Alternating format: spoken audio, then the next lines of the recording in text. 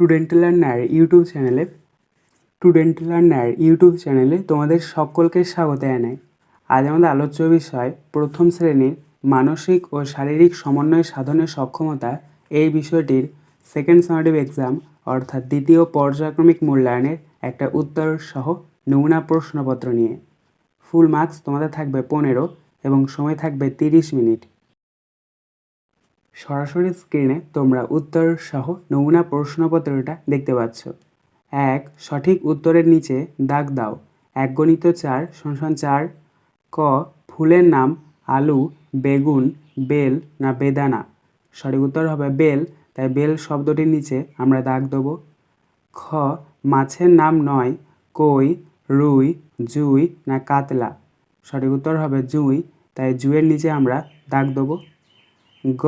ঝাড়ুদার পাখির নাম শকুন, কাক, কোকিল না চিল? সঠিক উত্তর হবে কাক, তাই কাক শব্দটার নিচে আমরা দাগ দেব। ঘ. কোন পাখি মাছ খায় না? হাঁস, বক, ময়না না চিল? সঠিক উত্তর হবে ময়না, তাই ময়নার নিচে আমরা দাগ দেব। 2.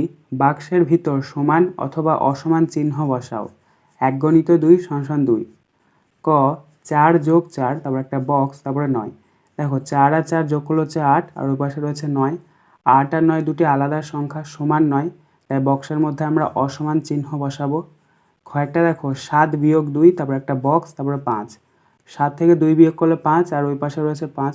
দুটি একই সংখ্যা, দুটি সমান, তাই বক্সের মধ্যে আমরা সমান চিহ্ন বসাবো। 3. তীর চিহ্ন দিয়ে মেলাও। 1 × 4 = 4। বাঁ দিকে দেখো তোমাদেরকে কতগুলো ছবি দিয়ে দেওয়া হয়েছে এবং ডান দিকে কতগুলো নাম দেওয়া রয়েছে ইংরেজিতে। তো তোমাদেরকে ছবির সাথে সেই নামগুলো মিল করাতে হবে। দেখো প্রথম রয়েছে একটা জগের ছবি, তোমরা এটা মেলাবে ডান দিকে JUG জগ এর সাথে।